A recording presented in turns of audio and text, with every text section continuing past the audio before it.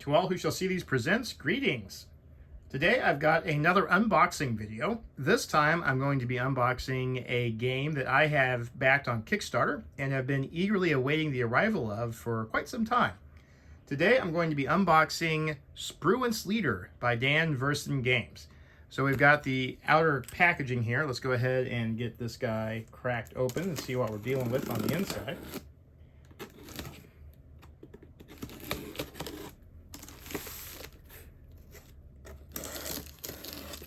All right.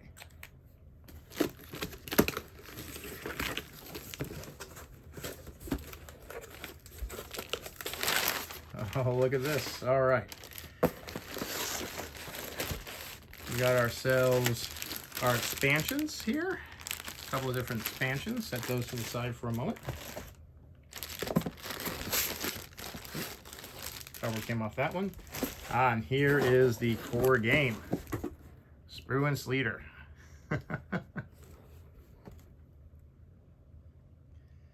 And here we are with the full set all laid out here. So for my Kickstarter, I backed the base game, of course, and then I got a series of 3 expansions: the Carriers expansion, the Allies expansion, and the Submarines expansion, trying to give myself a better range of options to really try and truly simulate the World War III at sea kind of scenario that we're after here. So we'll go ahead and set the expansions to the side for a moment. And we'll sort of focus in here on the base game to start with.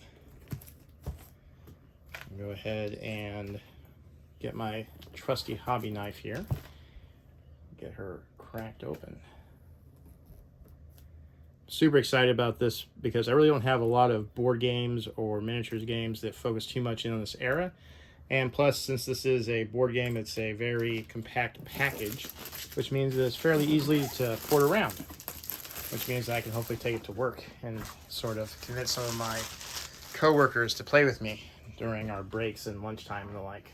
All right, so here we go. Okay, well, we have the rule book here. This looks like it's 50 pages. Got some nice color graphics in here. Looks like we got a few examples for setup and how to resolve various game events. Here is the game board. Quad-fold law board here. There we go. Nice, look at that. Got our deployment grid and spots for various counters and a couple of quick references on the side of the board. Always handy to have.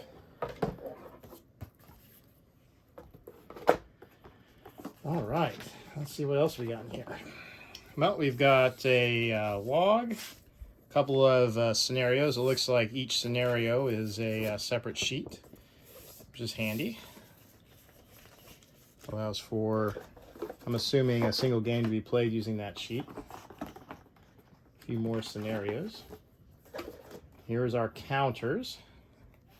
So you can see that each counter here represents a unit of some type.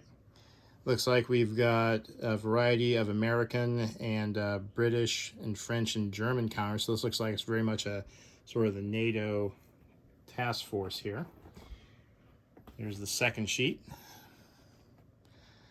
You've definitely got some strong Cold War vibes in here with all of these older steam-powered frigates, you know, the Knox class and the like that we had. So overall, we're looking at a total of 8 different sheets of these die-cut counters. Included in here is a lot of these blank counters, which are useful for making duplicate units, replacement units, or doing some custom units perhaps. So that's always sort of fun to see in these types of games when you have those blank counters available. Definitely need to be getting some Plano trays to sort those out. Once we get past the tokens, we've got a variety of different cards here for supporting the game. We've got targets, enemy cards, it looks like. These appear to be the allied unit cards and event cards here.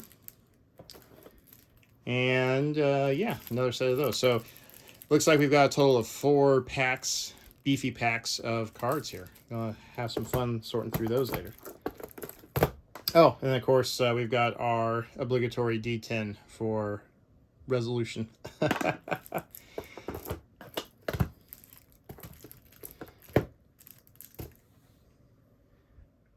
Okay, and here we see everything just kind of fanned out. I gotta say that this is my first Dan Versson game, and I'm really impressed with just the sheer amount of stuff that's been packed into this box. Looks like there's many, many hours worth of gaming goodness available just here in the base set. However, I would be remiss if I did not remind everybody that we do have some of these expansions that add more content to the game. So, as a former submarine officer, I can't help but open up the submarine expansion first here. So let's go ahead and take a look at what we got in here.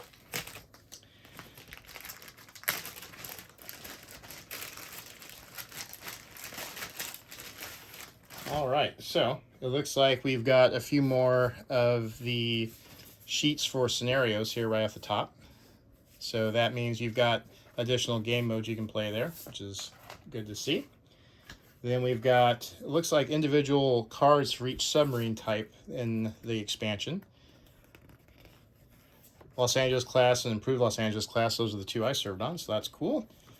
Permit, Sturgeon, even more counters because we didn't have enough apparently.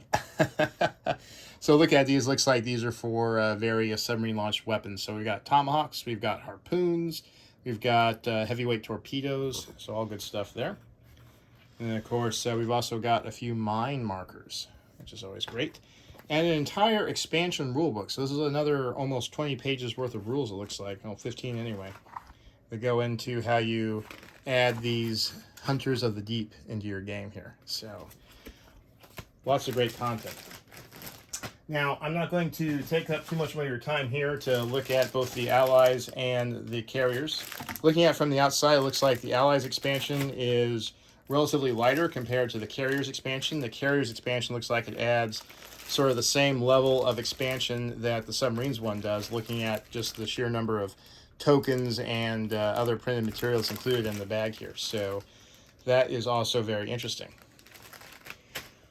I think one of the challenges that I might have here is trying to get all of the goodies here back into the box. That is something that will probably require me to take this little management tray out of it. We'll just have to play around with that and see. The cards themselves, I might have to see about getting some of the 9 to a page card sleeves to put those in and keep them in a binder. Although I don't know how many binders I'll need because this is an awful lot of cards. So anyway, as I work through the storage solutions on all of this and start to come to grips with it, there'll be some more videos, I'm sure. Hoping to eventually get a quick play demonstration video up for everybody to see. But for now, I'm going to leave it here. Until next time, good luck and good hunting.